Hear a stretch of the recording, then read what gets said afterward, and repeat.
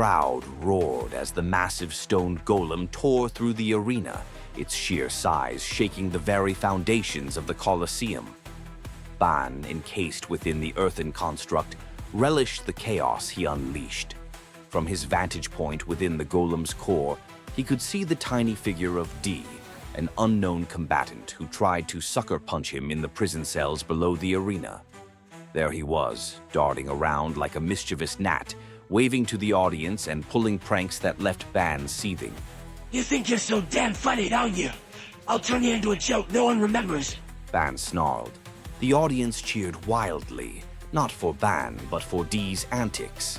D tossed clumps of mud at the golem's face, painted crude symbols on its back, and even tied streamers to its arms. Each act of defiance chipped away at Ban's composure, his frustration building like a storm. Ban finally cornered the twit. He raised a massive stone fist to finally crush the competition. The annoyingly nimble warrior threw up his hands in mock surrender. All right, you win. I'm out, he said. The audience gasped as D forfeited the match, strolling away with an exaggerated shrug. But Ban wasn't having it. Fury twisted his face as he lunged, commanding the golem's massive hand to strike. The colossal fist slammed into D, launching him across the arena. He crashed into a crumbling stone column, the impact leaving him battered and bloodied. The crowd fell silent in shock as Ban broke the sacred rules of the arena. Fighting to the death was abolished hundreds of years ago. Admitting defeat to someone stronger than you has long since been punishment enough. Enraged by the crowd's mockery, Ban turned his fury on them, hurling chunks of stone into the stands. The Colosseum groaned under the golem's rampage, the ancient structure falling to pieces. Cheers turned to screams as spectators scrambled for safety, the once mighty arena crumbling around them. Rev clawed her way out of the prison pits and rubble, a silent storm amid the chaos. Her sharp orange eyes locked onto Ban, and in that instant the past surged forward. Her father's murder, her village's destruction, her own forced servitude in the arena. Crimes long outlawed, yet ones she had suffered firsthand. Her vocal cords had been shredded long ago by a vile concoction of ale and crushed glass. Ban's cruel assurance that his combatants wouldn't speak to the authorities. He sold it as a vow of silence that all true warriors took to compete in the Colosseum. Many knew the truth, but fat stacks of gold coins kept them quiet. Now all she could manage were guttural grunts and barking sounds, animalistic echoes of a voice stolen from her. But at this moment she sounded like a feral beast, growling and seething, her every breath vibrating with a thirst for vengeance. The only reason she had stayed loyal to Ban was the fragile lives of her mother and brother, held hostage under his thumb. It was his standard procedure, ensuring obedience through the most despicable leverage. But when freedom finally came, she raced to their cells, desperate to save them, only to find their skeletal remains clutched in a final embrace.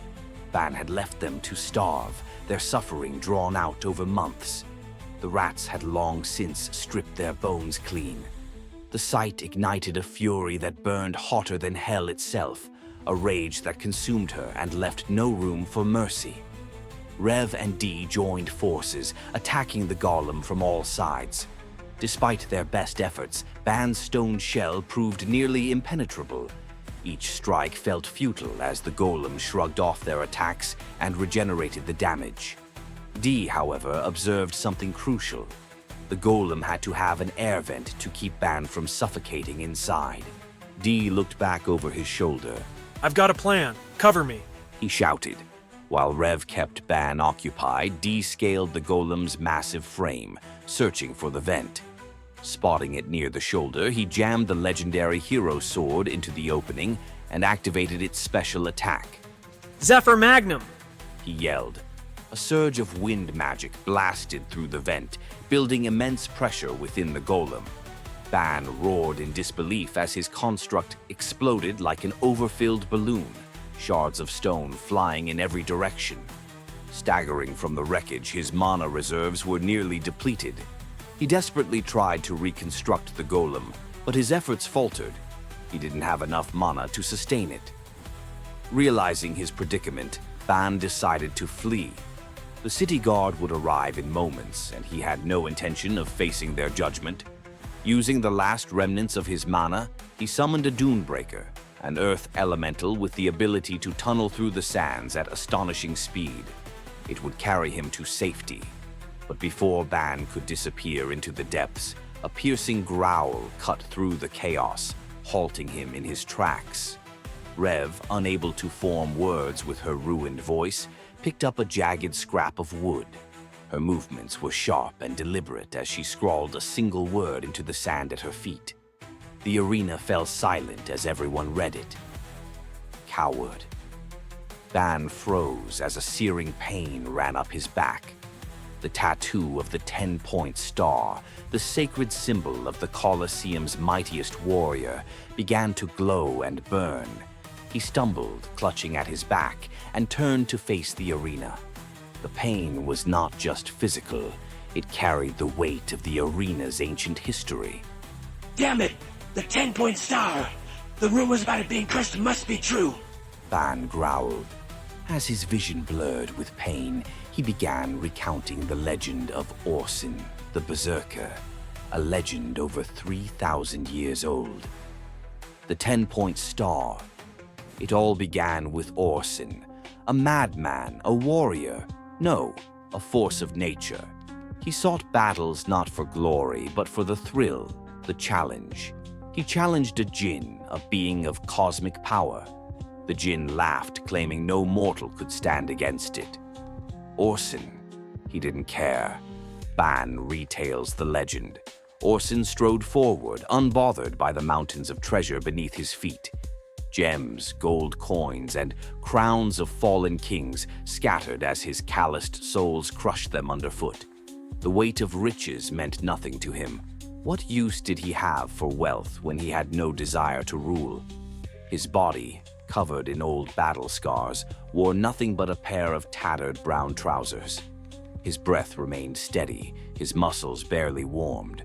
The monsters that lurked in this labyrinth had been a novel challenge at best. He had hoped they would push him beyond his limits, but they were only a warm-up, nostalgic even. Who would have thought a farm boy from Vert Village would make it this far? 1,000 floors deep in the legendary Tomb of Kings, a labyrinth older than the kingdoms of men, swarming with traps, monsters, and relics of an age-long past. But Orsen was not here for treasure. He was here for the fight of his life. The raid on Vert Village had been the first time his bloodlust awakened. He was 15 when the goblins attacked, and while the other boys screamed and fled, he had picked up a fallen sword, and something within him snapped. The moment he felt steel in his hands, the fear melted away, replaced by something primal. His body moved with unnatural speed, his attacks precise and relentless. When it was over, the villagers called him a hero. He had single-handedly slaughtered the goblin raiders. His father had known the truth. Your mother's blood runs thick in you, boy. The berserker in you has finally awakened. He knew what would come next, the insatiable need for battle, the curse that would push Orsen to seek out stronger and stronger foes. His father wasted no time, submitting an application for Orsen to join the king's vanguard, hoping that the kingdom's wars would give him an outlet. And it did. For a time, Orsen's name became legend on the battlefield. He tore through enemy lines, cleaving through monsters, soldiers, and rival commanders with the same reckless abandonment. But as the years passed, it became harder and harder to lose himself in the fight. His opponents became too predictable, too weak. Battles that once thrilled him became mundane. The hunger for a real challenge consumed him. Then one day, during an uneventful skirmish, Orsen turned on his own commander.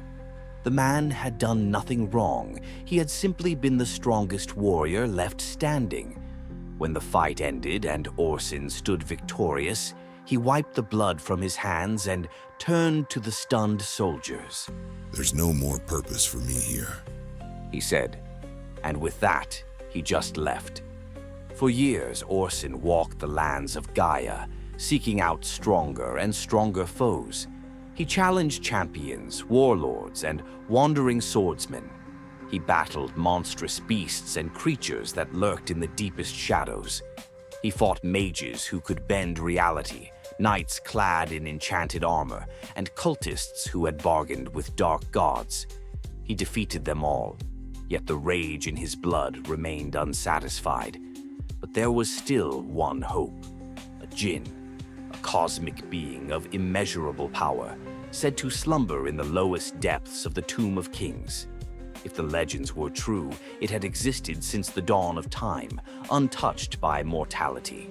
If anything could give Orsen the battle he craved, it was a creature that had never known fear.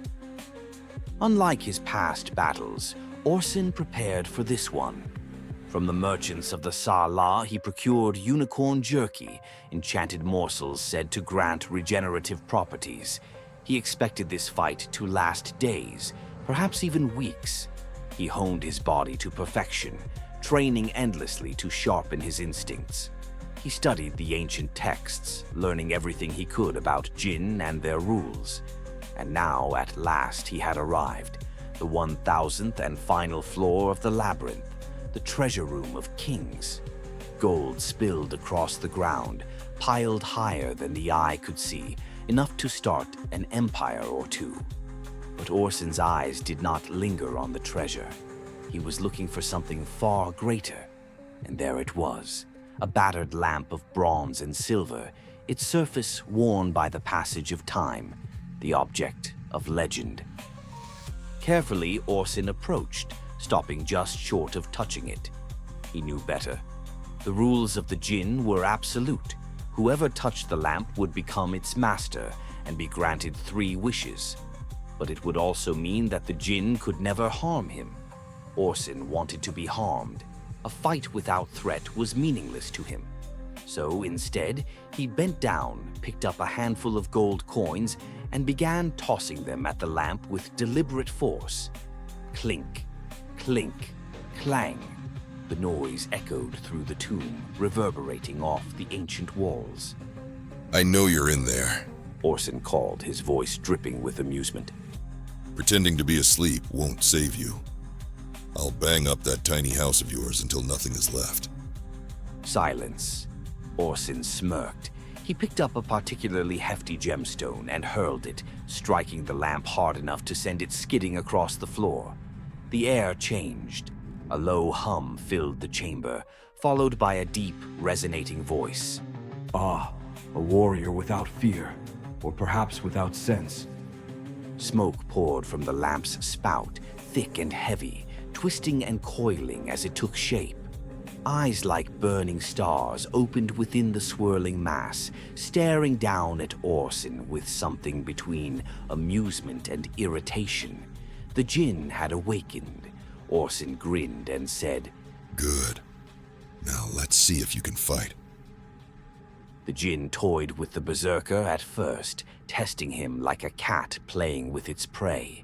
He summoned nightmarish creatures, phantoms of lost souls, eldritch horrors born from the abyss, and monstrous beasts that could have swallowed villages whole.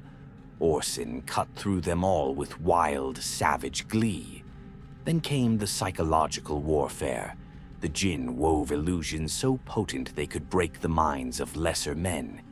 It trapped Orsen in a maze of his own psyche, forcing him to relive his greatest regrets and fears. A village in flames, a father whispering final words before the battlefield took him. The lonely road of an undefeated warrior, cursed to wander without rival or home. Each nightmare was designed to bring the Berserker to his knees. Each one failed. Orsen burned through every illusion, his rage carving through the deceptions like an axe through brittle bone. His Berserker bloodline saw no reality but the fight before him. When the illusions shattered, the Jinn saw something truly terrifying. Not a warrior resisting his trials, but a man thriving within them. And so the weeks turned to months. The tomb became their battlefield, its once pristine walls reduced to ruins. Craters and scorch marks littered the chamber, each a testament to the devastation of their clash. The grand hoard of treasure, once meticulously placed, lay scattered and melted under the heat of war. Orsen had long since consumed his unicorn jerky, but hunger never gnawed at him. His rage was its own sustenance, his fury an endless wellspring. This was no longer just a fight, it was fulfillment. He lost himself in the thrill of it, the ecstasy of battle with a foe who refused to fall. The Jinn didn't know when the shift had occurred, but at some point his playful cruelty had melted away. He had started fighting in earnest, then in frustration, and now, finally, in fear. The realization disgusted him. He was a being of cosmic power, a force beyond mortal reckoning. And yet, he was exhausted. He had burned through too much mana, testing this berserker, and now he was feeling something unnatural. He had spent eons granting wishes, shackled by laws that dictated his very existence. Never had he fought for himself. Never had he felt this desperate, this uncertain. And yet, it was Orsen who revealed this side of him. For the first time in countless lifetimes, the Jinn had something of his own. This battle. Orsen, too, had learned from the fight. The berserker never cared for philosophy, never had time for introspection. But as his fists clashed against ethereal magic, he began to see the Jinn for what he was, not a cosmic horror, not an obstacle, but a kindred soul, a slave just like him. The Jinn was bound to his lamp. Orsen was bound to his bloodline. One had been created to serve, the other had been born to destroy. Neither of them had ever had a choice. So, despite their fears, despite their mutual respect, they both understood. Only one of them would leave this chamber alive, the battle a benchmark to validate their own existence. And so, they abandoned restraint. No tricks, no illusions, no regrets. The battle escalated into pure carnage.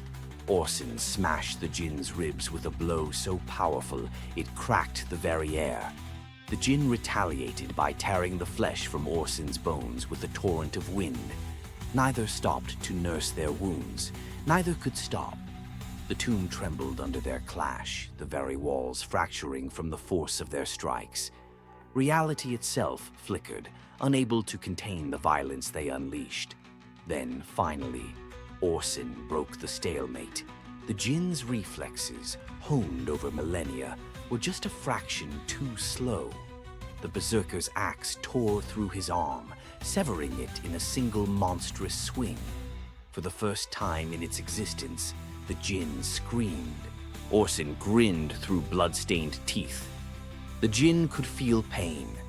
The cosmic being reeled, using its last reserves of magic to regenerate the lost limb. But in the split second it took for the process to complete, Orsen struck again, this time not at the body, but at the soul. His fist, glowing with the raw power of his berserker bloodline, pierced the Jinn's ethereal core. The Jinn froze, its essence rupturing. The fight was over, as the great being collapsed into Orsen's waiting arms, its form flickering like a dying ember. It laughed, a sound more exhausted than bitter. The Jinn spoke weakly.